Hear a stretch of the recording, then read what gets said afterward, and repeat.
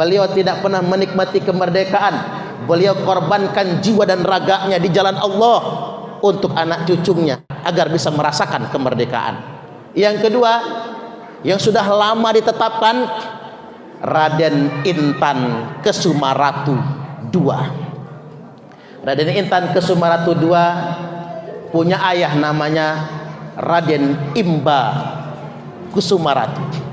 Raden Imba Kusumaratu perang melawan Belanda, lalu tertangkap, dipenjarakan di Batavia, Jakarta, lalu dibuang ke Timor Pak, dan dibunuh oleh Belanda.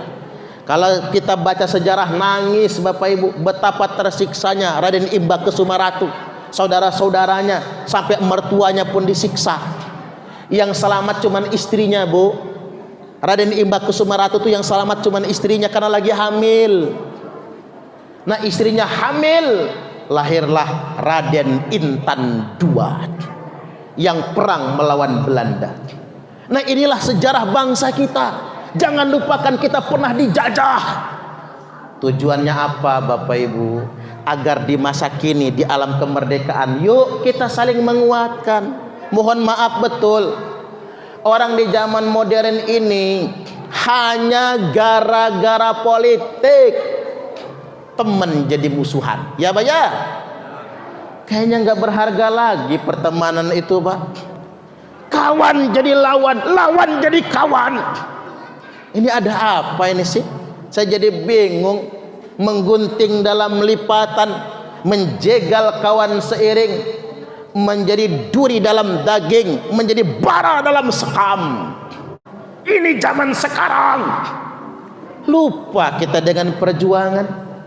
Makanya saya menghimbau di momentum tahun 1446 Hijriah ini, yuk kita saling menguatkan, bergandengan tangan, berdiri sama tinggi, duduk sama rendah. Kita kuatkan lagi gotong royong, rawi rantas, malang tuntas.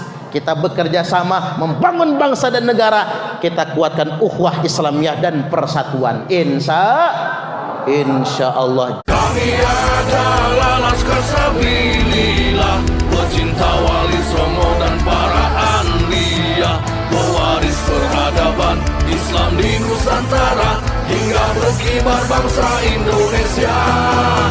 Hari ini kita ngaji memperingati tahun baru 1446 Hijriah.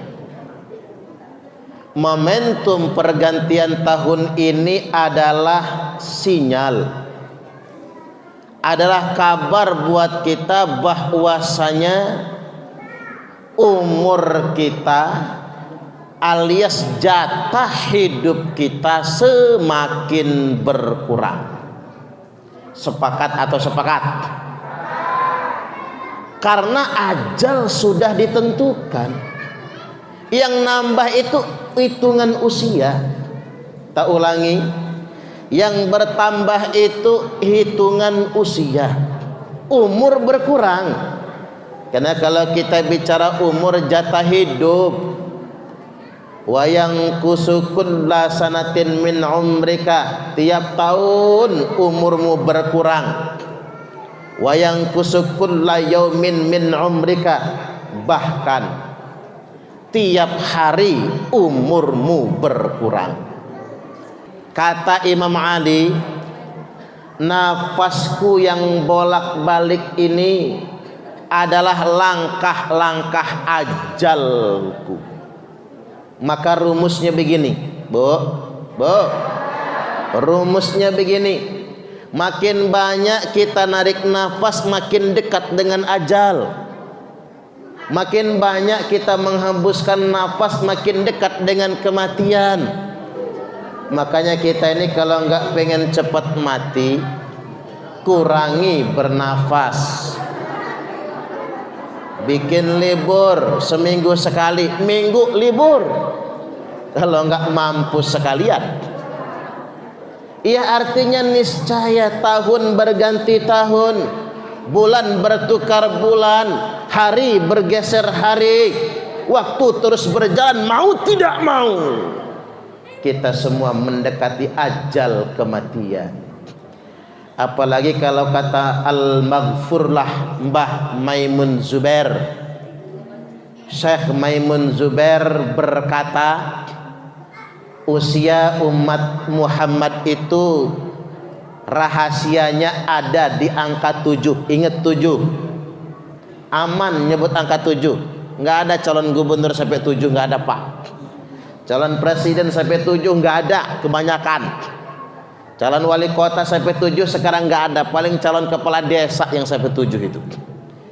Adanya di angka 7 rahasia hidup manusia. 0 sampai 7 tahun usia anak-anak, ilmu buat ibu-ibu.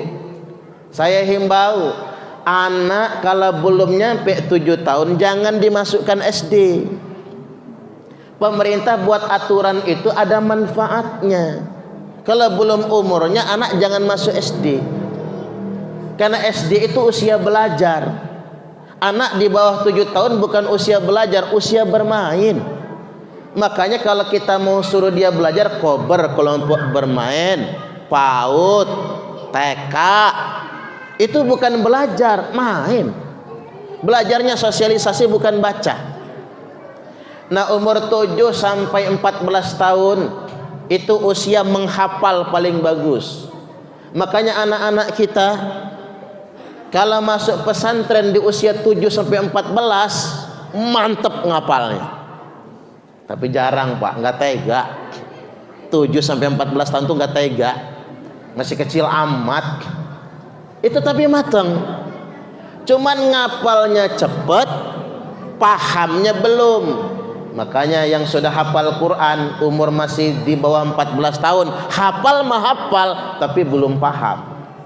Karena memang dia belum waktunya untuk berpikir mendalam. Paradigma belum terbentuk. Cara berpikirnya masih dalam proses. Nah, umur 14 sampai 21 usia paling berbahaya untuk anak-anak kita. Lu ngapa? Anak-anak mudah ketularan efek bandwagon. Bandwagon itu apa, Bu? Nggak tahu. Pokoknya itu aja pokoknya.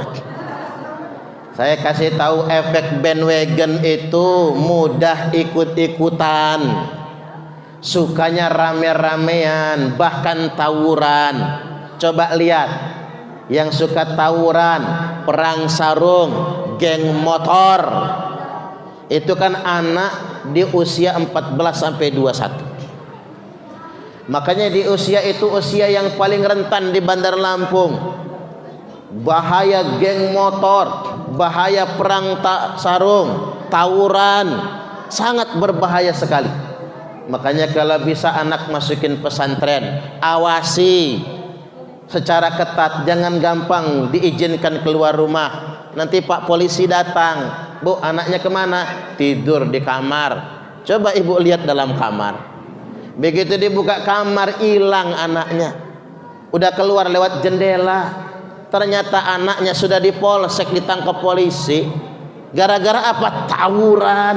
Gara-gara apa? Geng motor. Usia yang paling rentan. Umur 21 sampai 28 usia menikah. Makanya menurut rumus menikah paling cepat umur 21.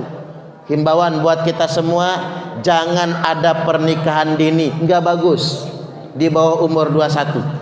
Menikah itu paling tepat umur 21. Saya ulangi, menikah paling cepat umur 21. Menikah paling tepat umur 25. Menikah paling telat umur 28. Makanya kalau kata orang, kalau umur masih 25 jodoh di tangan Tuhan. Tapi kalau umur 28 kelewat belum nikah-nikah, Tuhan angkat tangan. Ada nggak bujang tua di sini? Umur 28 sampai 35 usia bekerja. Coba dievaluasi anak-anaknya. Yang umurnya sudah 28 sampai 35 belum kerja, suruh kerja. Ngomongnya kayak mana? Kerja apa saja yang penting halal. Kalau semua orang ingin jadi PNS, bangkrut negara kita, siapa yang ngegaji? Kalau semua orang harus jadi karyawan perusahaan, daya serap perusahaan terbatas. Bapak Ibu, suruh anak-anak kita berkaryalah, bekerjalah, berinovasilah, yang penting halal.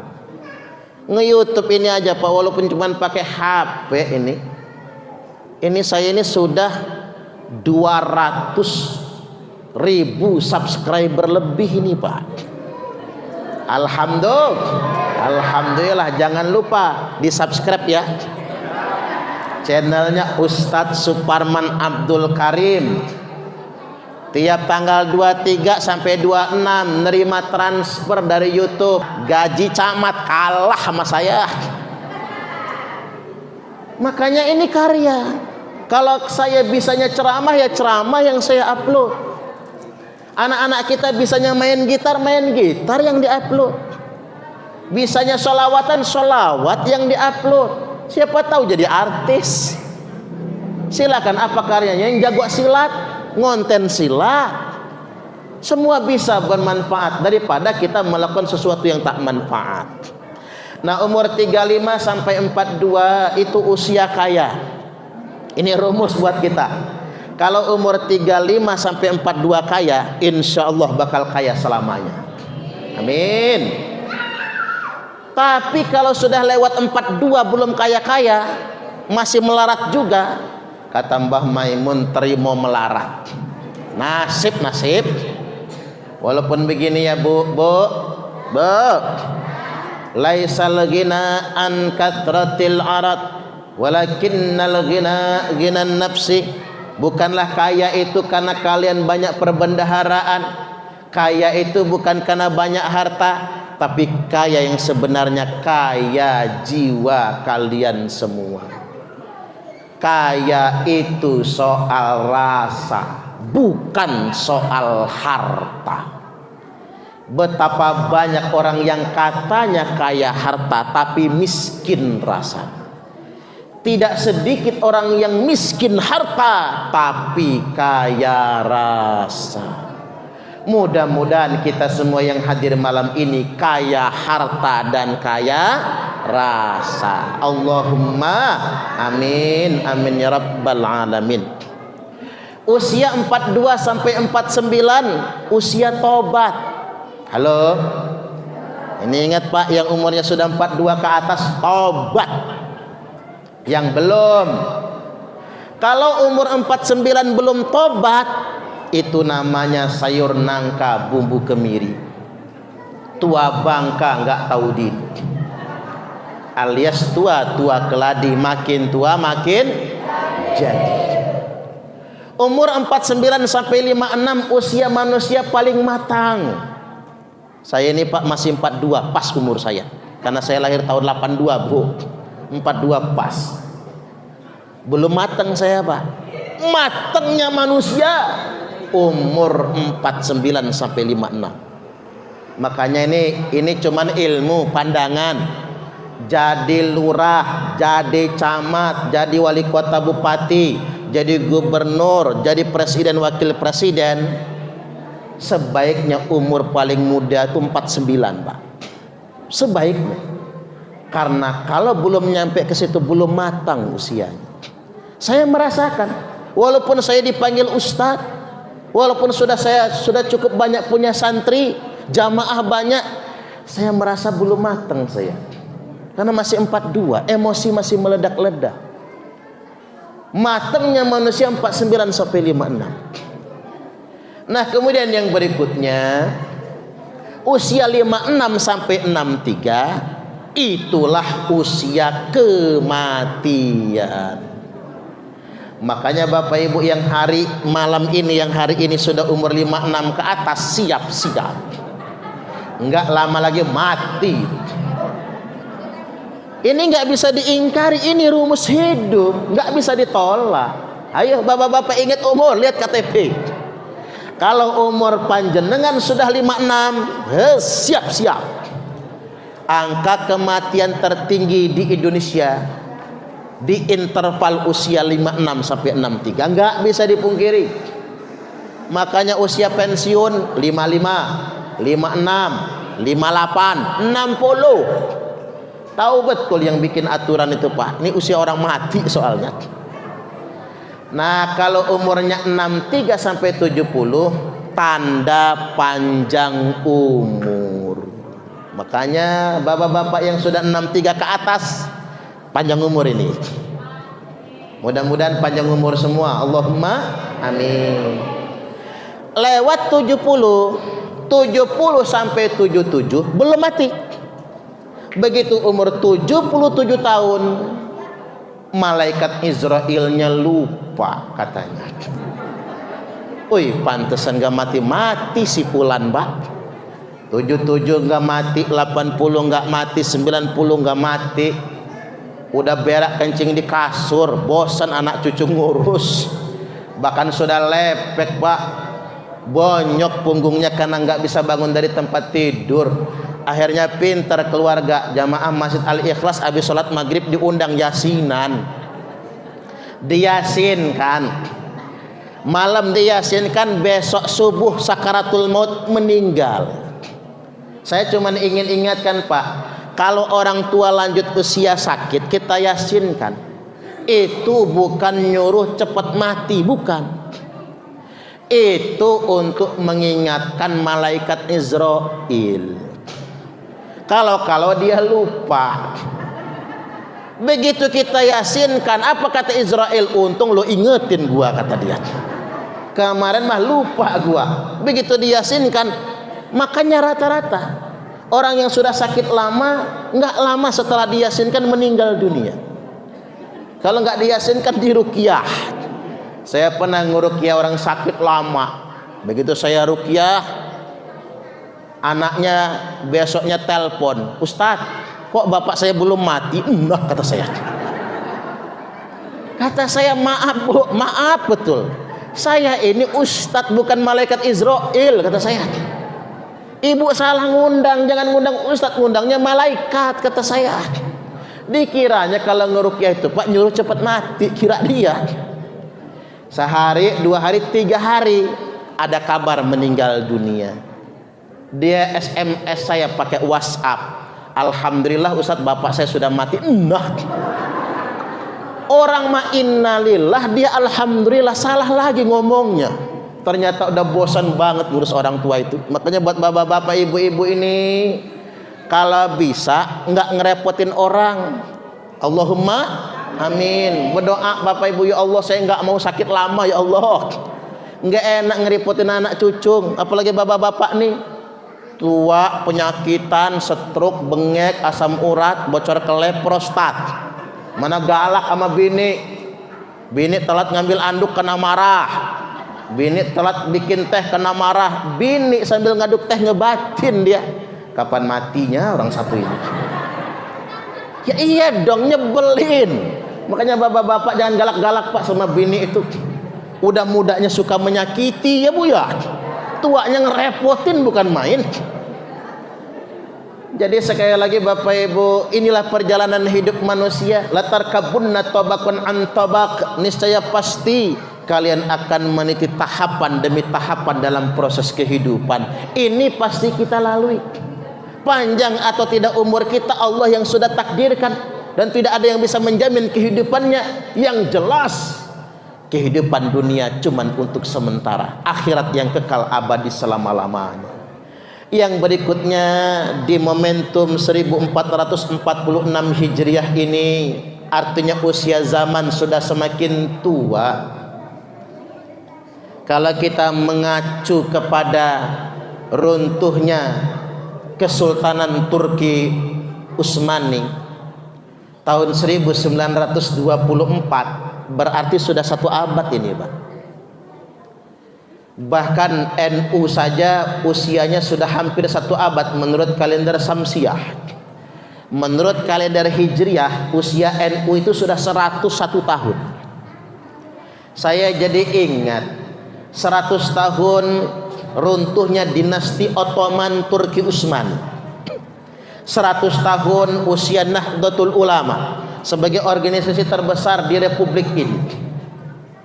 Saya jadi ingat dengan perkataan, saya ulangi, saya jadi ingat dengan sabda Nabi sallallahu alaihi wasallam, innallaha yab'atsu li hadhil ummati ala ra'si kulli mi'ati sanatin man yujaddidu laha dinaha. Sesungguhnya Allah akan mengutus seseorang untuk umat ini ala ra'si kulli mi'ati sanatin, di setiap pangkal 100 tahun setelah habis satu abad, di setiap pangkal 100 tahun, man yujaddidu laha dinaha, orang atau ulama yang akan memperbaharui agamanya, atau yang akan mengevaluasi.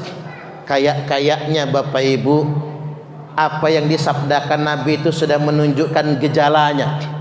Setiap 100 tahun agama ini akan dievaluasi oleh Allah. Allah akan kirim mujaddid yang akan mengingatkan kita ketika kita lalai, ketika ajaran ini sudah banyak disimpangkan orang. Maka kemudian Allah utus mujaddid untuk memperbaharui, untuk mengembalikan kita kepada ajaran Islam yang sesungguhnya.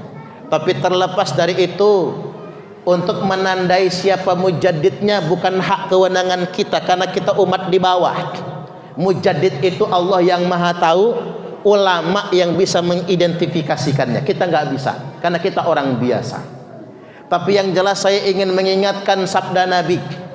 Nabi mengingatkan terkait dengan semakin tuanya zaman. Beliau bersabda, dzakaran nabiyyu sallallahu alaihi wasallam fitnatal ahlas. Nabi mengingatkan kita semua dengan fitnah ahlas.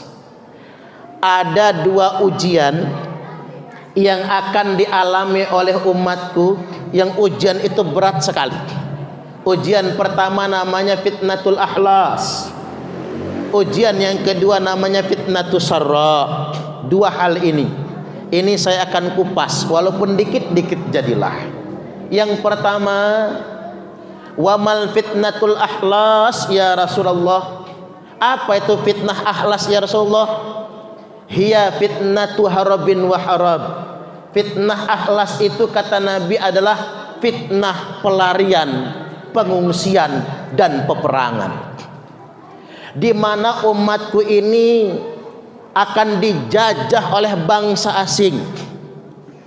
Bangsa-bangsa umatku kata Nabi akan dijajah, dianiaya, diperbudak, dieksploitasi. Mereka terjajah di mana-mana dan mereka menjadi buronan pelarian. Dan ternyata kalau kita telisik dengan seksama Bapak Ibu, zaman fitnatul ahlas sudah berlalu. Zaman penjajahan sudah berlalu. Enggak tanggung-tanggung Pak. Tidak ada satu jengkal pun tanah bangsa muslim di muka bumi ini yang tidak dijajah. Arab dijajah, semua jazirah Arab dijajah. Umat muslim yang di Afrika dijajah, bangsa-bangsa lain dijajah semua, termasuk Indonesia raya tercinta. Enggak tanggung-tanggung Bapak Ibu. 3 abad setengah Indonesia dijajah oleh Belanda. Belum lagi penjajah Jepang. Zaman yang betul-betul menyakitkan, di mana bangsa kita terusir. Masih agak mending Pak kita di Sumatera. Mengapa saya katakan masih agak mending? Banyak hutan, bisa nyumput kita. Saudara-saudara kita yang di Jawa diangkut kemana-mana, ada yang diangkut ke Afrika, ada yang sampai ke Suriname. Jadi apa? Jadi buruhnya Belanda. Itu tanda bangsa kita dijajah. Mengapa saya sampaikan ini? Wahai bangsa Indonesia, anak-anak sekalian dan segenap anak muda, jangan lupakan sejarah. Kita bangsa Indonesia yang jumlah penduduknya 270 juta jiwa ini pernah dijajah 3 abad setengah lamanya. Kita dibabukan oleh Belanda, disiksa oleh Belanda. Ya kita kan nggak merasakannya karena kita hidup di alam kemerdekaan. Saya cuma ingatkan sama Bapak Ibu, di Lampung ada 2 pahlawan kita yang sudah diangkat menjadi pahlawan nasional. Yang terbaru Kiai Haji Ahmad Hanafiah, asli orang Sukadana, Lampung Timur, Panglima Laskar Hizbullah Lampung, perang melawan sekutu, gugur ketika perang melawan sekutu di Batu Raja, dan di tahun ini telah ditetapkan sebagai pahlawan nasional asal Lampung. Beliau adalah ulama yang merantau ke tanah suci Mekah Al-Mukarramah, lalu pulang ke tanah Lampung, mengajak masyarakat Lampung perang melawan sekutu Belanda. Beliau tidak pernah menikmati kemerdekaan. Beliau korbankan jiwa dan raganya di jalan Allah untuk anak cucunya agar mengingat kemerdekaan, agar bisa merasakan kemerdekaan. Yang kedua, yang sudah lama ditetapkan, Raden Intan Kesumaratu II. Raden Intan Kesumaratu II punya ayah namanya Raden Imba Kusumaratu. Raden Imba Kusumaratu perang melawan Belanda, lalu tertangkap, dipenjarakan di Batavia, Jakarta, lalu dibuang ke Timor-Timor, Pak, dan dibunuh oleh Belanda. Kalau kita baca sejarah, nangis Bapak Ibu betapa tersiksanya Raden Imba Kusumaratu, saudara-saudaranya sampai mertuanya pun disiksa. Yang selamat cuman istrinya, Bu. Raden Imba Kusumaratu itu yang selamat cuman istrinya karena lagi hamil. Nah, istrinya hamil, lahirlah Raden Intan II yang perang melawan Belanda. Nah, inilah sejarah bangsa kita. Jangan lupakan kita pernah dijajah. Tujuannya apa Bapak Ibu? Agar di masa kini di alam kemerdekaan, yuk kita saling menguatkan. Mohon maaf betul, orang di zaman modern ini hanya gara-gara politik teman jadi musuhan. Ya Pak ya? Kayaknya nggak berharga lagi pertemanan itu, Pak. Kawan jadi lawan, lawan jadi kawan. Ini ada apa ini sih? Saya jadi bingung, menggunting dalam lipatan, menjegal kawan seiring, menjadi duri dalam daging, menjadi bara dalam sekam. Kalau kata Ki Hajar Dewantara, kalau orang dulu itu punya slogan apa? Ing ngarsa suntulodo, ing madya mangun kersa, tuturi handa iyane. Zaman sekarang diplesetin, Pak. Ing ngarsa numpuk bondo. Orang zaman sekarang mikirnya cuma numpuk harta. Ing madya mangan konco, tengah-tengahnya temen dimakan, temen aja dimakan. Tuturi golek rai, ujung-ujungnya cari muka. Ini zaman sekarang. Lupa kita dengan perjuangan.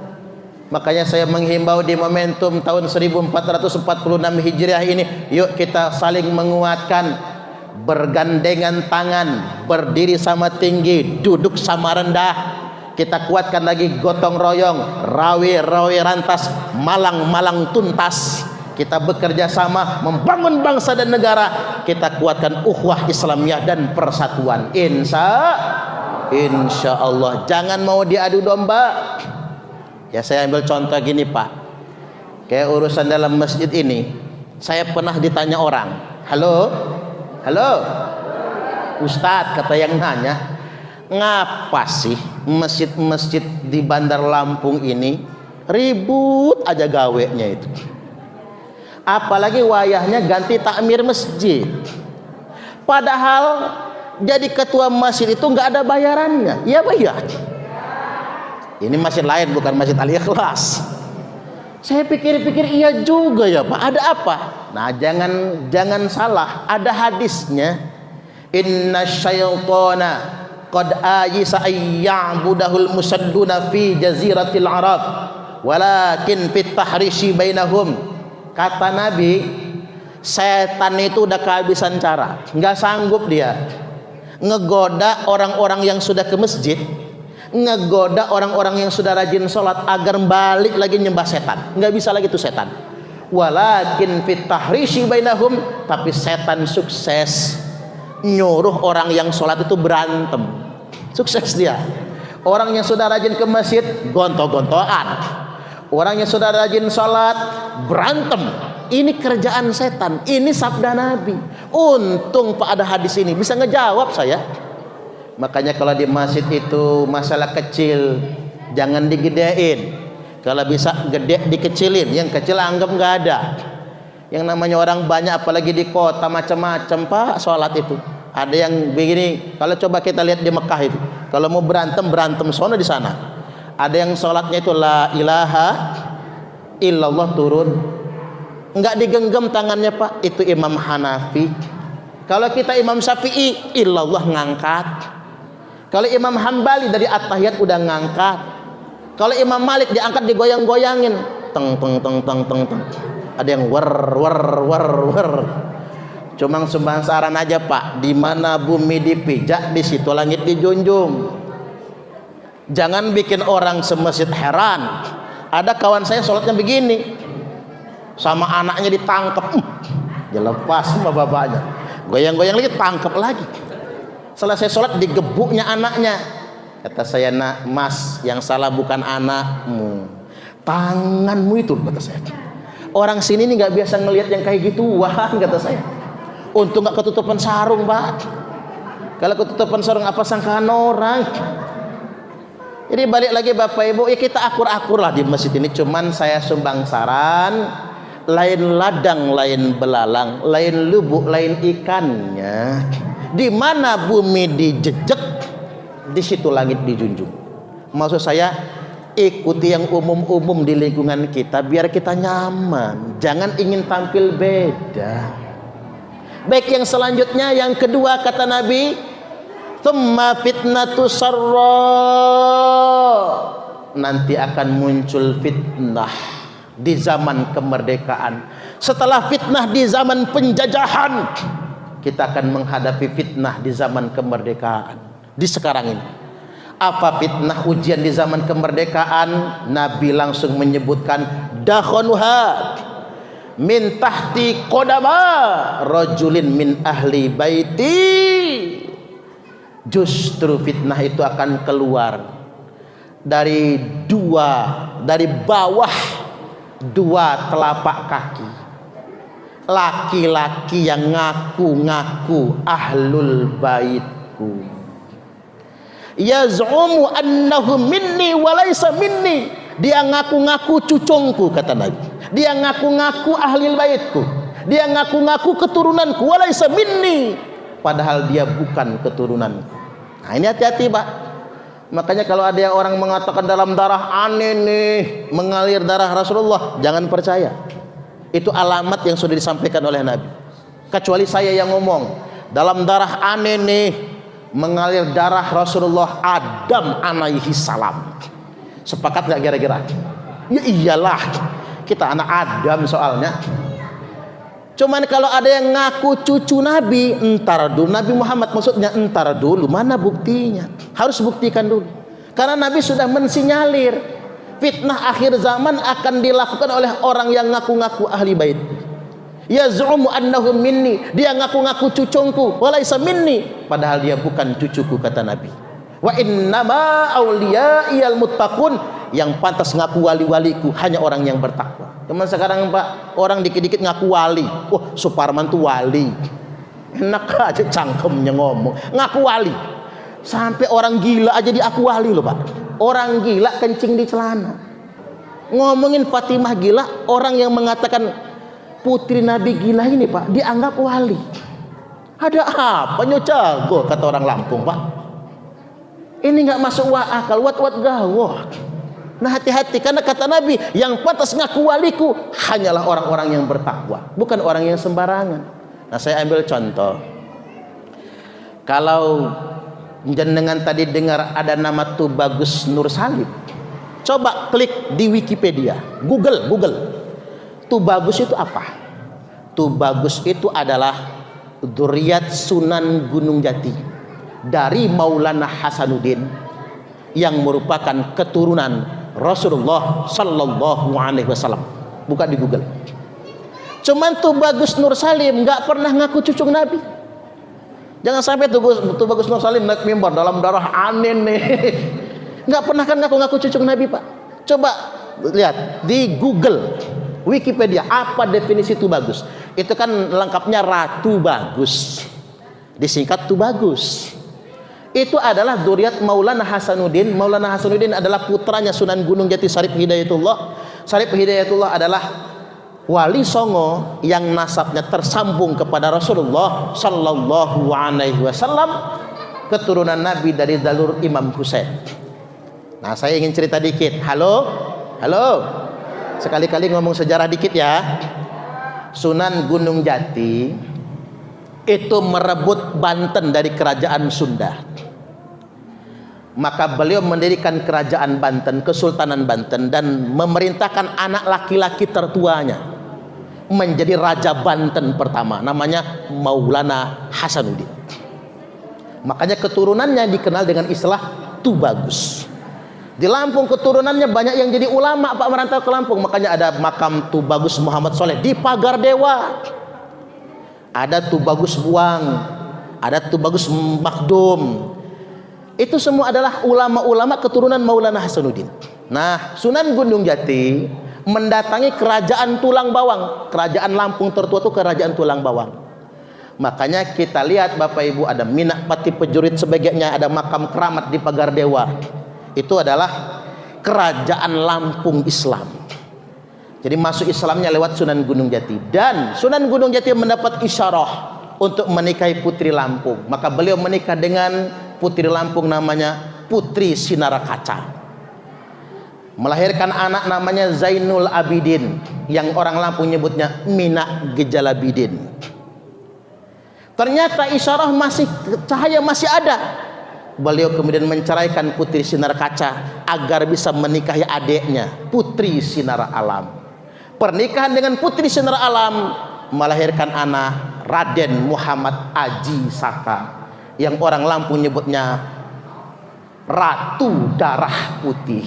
Minak Gejalabidin mendirikan Keratuan Melinting, sedangkan Raden Muhammad Aji Saka mendirikan Keratuan Darah Putih, yang punya cicit namanya Raden Intan I, punya cicit lagi namanya Raden Intan II. Berarti, Pak, Raden Intan itu merupakan keturunan Sunan Gunung Jati.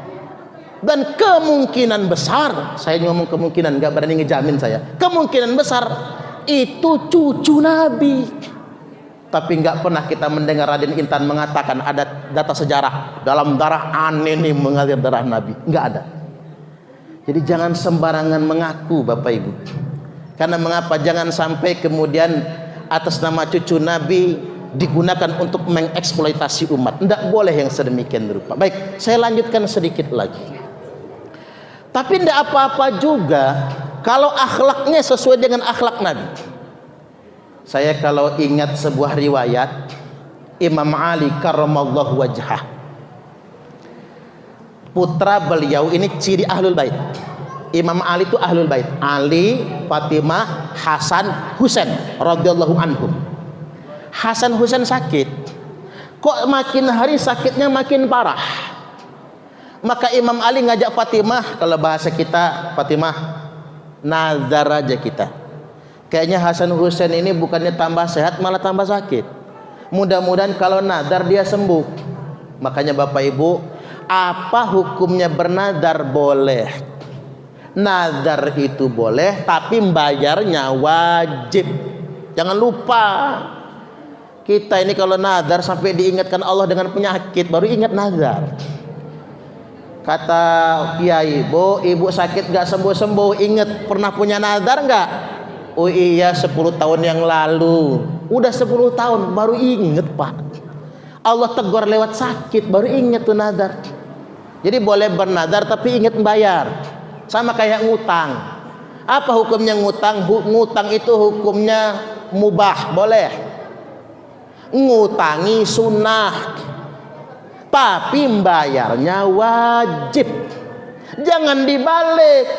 ngutangnya wajib, bayarnya haram. Ketimbang ditagih ngasa golok dia Pak, lebih galak daripada yang ngutangi. Nah itu yang jangan Bapak Ibu. Nadar, apa nadarnya Imam Ali? Puasa 3 hari. Begitu ikrar nadar, sore sembuh Hasan Husain. Makanya kita boleh bernadar, karena Imam Ali ahlul bait Nabi nggak mau nunda-nunda bayar nadar. Besok puasa, karena nggak punya persediaan makan, kerja dengan orang Yahudi, mintal wall, dapat gaji, bikin roti. Begitu mau berbuka, tok tok tok, ada orang ngetok, orang miskin kelaparan, minta makan. Maka roti jatah Imam Ali dan Fatimah dikasihkan kepada orang miskin tadi, cuman tersisa buat Hasan dan Husain. Besok puasa tanpa sahur, cuman minum air saja, bikin roti lagi. Begitu mau maghrib, tok tok tok, ada anak yatim nangis, kelaparan sudah berapa hari, kasih sama anak yatim tadi. Imam Ali nggak makan, Fatimah nggak makan, karena jatah makan yang diberikan kepada anak yatim. Besok bikin roti lagi. Begitu mau berbuka sorenya, tok tok tok, datang orang yang baru keluar dari penjara, mau pulang kampung gak ada modal. Maka persediaan makanan dikasih oleh Imam Ali. 3 hari puasa, sahur cuman pakai air, berbuka cuman pakai air, lemes. Kata Ali, yuk kita ke rumah Nabi, ke rumah kakekmu Hasan Husain, ke rumah ayahmu Fatimah, kalau dia punya makan. Ya sudah 3 hari nggak makan Bu, lemes, miring-miring jalan itu. Kata Nabi, ngapain kalian? Diceritakan oleh Imam Ali. Oi, nangis Nabi Pak. Turun firman Allah. Allah subhanahu wa ta'ala kemudian berfirman tentang mereka semua. Wa yut'imuna ta'ama ala hubbihi miskinan wa yatiman wa asira. Wih, ini surah Al-Insan ayat ke-8 ini Pak. Wa yut'imuna ta'ama ala hubbihi. Mereka memberikan makanan yang sangat mereka sukai, yang sangat mereka cintai, karena nggak ada persediaan lain. Miskinan, untuk orang miskin yang meminta itu. Wa yatiman, untuk anak yatim yang meminta. Wa asira, dan untuk orang yang baru keluar dari penjara. Dipuji oleh Allah. Itulah ahlul bait Nabi. Dia nggak pernah minta sama umat, nggak pernah dawir sama umat. Ahlul bait Nabi itu yang paling dia cintai pun dikasih untuk umat. Makanya saya nggak mau Pak ngaku ahlul bait, nggak mau saya. Nanti peci saya bagus diminta harus ngasih saya, sorban saya bagus diminta harus ngasih, mobil saya Fortuner diminta harus ngasih. Makanya jangan ngaku-ngaku ahlul bait. Pokoknya tuh Bagus Nur Salim jangan ngaku ahlul bait, nanti peci jenengan diminta. Jadi jangan kebalik. Ini ada orang yang ngaku ahlul bait tapi malakin umat, minta-minta ke umat. Kebalik. Justru ahlul bait itu ana hubbihi, apa yang dia cintai dia kasihkan kepada umat. Itu yang disebut dengan ahlul bait. Halo? Halo? Dikit lagi ya? Tanggung, belum nyampe 1 jam. Cuman begini Bapak Ibu, saya ingin ingatkan pada kesempatan kali ini, nyimak kisah Imam Ali sama Fatimah. Beliau hidupnya miskin. Jadi anak Nabi itu nggak enak Pak, miskin. Mengapa Fatimah dinikahkan sama Ali? Biar miskin kata Nabi. Karena kalau nikah sama Utsman bin Affan kaya, kalau nikahnya sama Abdurrahman bin Auf kaya. Nabi memilih punya ahlul bait yang miskin, maka dinikahkan itu dengan Ali. Tapi walaupun beliau miskin, tidak pernah minta kepada siapapun, tapi justru memberi. Ini pelajaran buat kita. Tangan di atas lebih baik daripada tangan di bawah. Cocok atau cocok? Bu, lebih baik memberi daripada minta. Ya Pak ya. Orang sekarang ini banyak orang yang bermental miskin Bu. HP-nya Android, kemana-mana selfie, mukanya aja glowing skincare. Pagi-pagi senam, rajin arisan kayak ibu-ibu sosialita, bawa tasnya aja begini, emasnya kemerintil. Nanya temannya, "Jeng, hari ini arisan di rumah siapa, Jeng?" "Arisan di rumah Jeng Astuti." Jang jeng jang jeng jang jeng jang jeng. Lagunya sosialita, bawaannya keren, dibilang melarat, marah. Tapi Pak, nggak dapat bansos BLT, ngamuk. Ini di sana, kalau di sini pusatnya. Kadang-kadang itu maaf betul, kasihan sama ketua RT. Ketua RT dibully warga, payah ketua RT sekilit, nepotisme. Saudara dia kebagian semua, kita mah kagak. Pak RT mah kendel, udah kebal diomongin begitu. Bininya Pak RT yang nangis. Kata bininya, Pak berhenti aja jadi RT. Mana gaji dari wali kota nunggah terus. Umpama kan, gaji nggak seberapa, omongan orang nggak kerem-rem. Pening mama pas stres. Apa kata laki? "Ma, kita ini sudah sholat, jangan rusak amal kita hanya gara-gara ngedengerin kata orang. Udah gini aja, nanti saya lapor lurah," kata RT. "Nanti kalau bagi BLT saudara kita coret semua, nggak usah kebagian, orang lain semua dikasih." Begitu baju bansos BLT Pak, saudara dicoret semua, yang lain dikasih. Apa kata saudara? Nggak ada guna punya saudara jadi RT. Pening Pak, stres. Lo ngapa ini terjadi? Karena masih banyak orang yang bermental miskin. Kita masih mau ngambil jatah subsidi. Jangan mau Bapak Ibu. Kadang-kadang ini terus terang saja saya lihat, kita ini gaya jedut langit biar tekor asal kesohor. Kue putu buatan cek gaya, awak buntu banyak gaya. Gaya selangit Bapak Ibu seperti sosialita, tapi kadang kita nggak sadar. Kalau lagi masak itu dilihat Bu, kalau masak pakai kompor gas, tabung gas yang warna hijau itu dibaca tulisannya itu kalau belum hilang. Hanya untuk masyarakat miskin. Biar kita nih mawas diri, nggak kegedean gaya itu maksudnya. Oke, saya ingatkan yuk, tangan di atas lebih baik daripada tangan di bawah. Di bagian akhir hendak saya sampaikan, di zaman ini entah sampai kapanpun termasuk sampai kiamat, orang itu mulia bukan karena nasab. Ingat, bukan karena nasab. Tuh Bagus Nur Salim bukan karena nasabnya mulia, karena ilmunya. Orang itu mulia bukan karena nasab, tapi karena ketakwaannya. Bahwasanya inna akramakum indallahi atqakum, yang paling mulia di antara kalian semua di sisi Allah adalah orang yang paling bertakwa. Nggak ada guna menyombongkan nasab Bapak Ibu. Yuk kita mengejar ketakwaan, insya Allah. Dan Nabi bersabda, akmalul mu'minina imanan ahsanuhum khuluqa. Orang mukmin yang paling sempurna imannya adalah yang paling baik akhlaknya.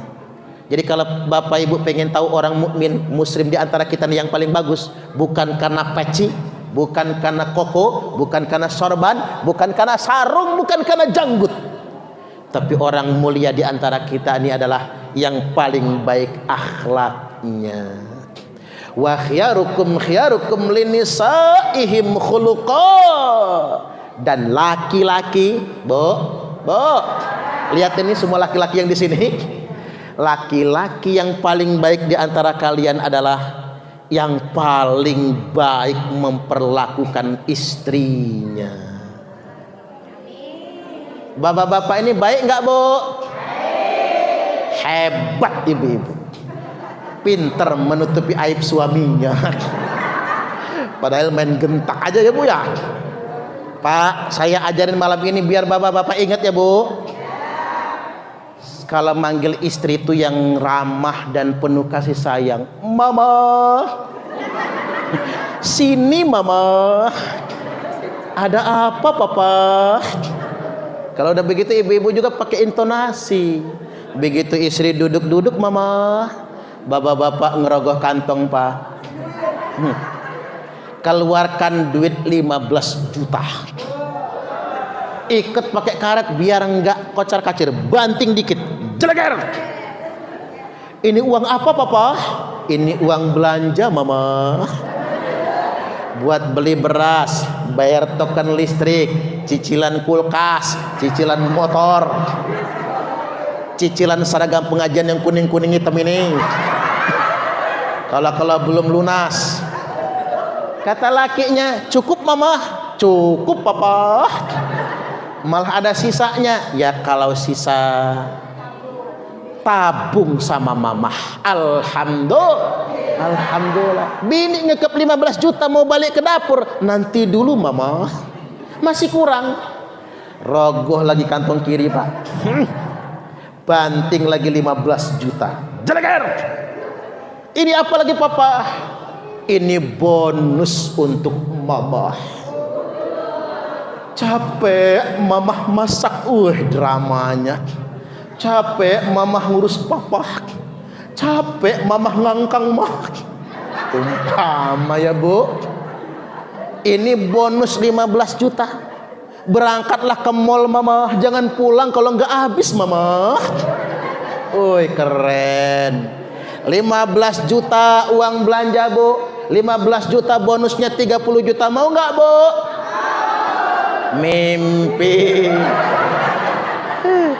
Mimpi kok judul langit lah bu. Tapi maksud saya begini, ibu-ibu ini nerimo lah pak. Namanya ibu-ibu ini kalau pengen dapat uang belanja 30 juta sebulan ya harus punya laki yang jadi pengusaha dong, kan begitu.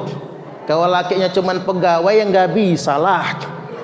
Cuman begini pak, ibu-ibu ini dikasih berapapun nerima. Cuman saya hanya ingin ingatkan buat bapak-bapak malam ini, ibu-ibu ini paling sebel sama laki-laki yang pelit, ngasihnya cuman dikit, itu pun diungkit-ungkit. Ya enggak bu? Ada enggak yang kayak gitu? Mana orangnya? Kalau di sini ada. Udah ngasihnya dikit diungkit terus. Gimana nggak pening tuh ketawa tuh setuju semua itu pak. Makanya kita laki-laki ini jangan suka ngungkit-ngungkit.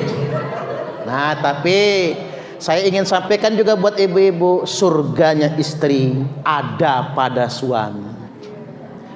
Ibu-ibu kalau pengen masuk surga gampang, tinggal taat suami.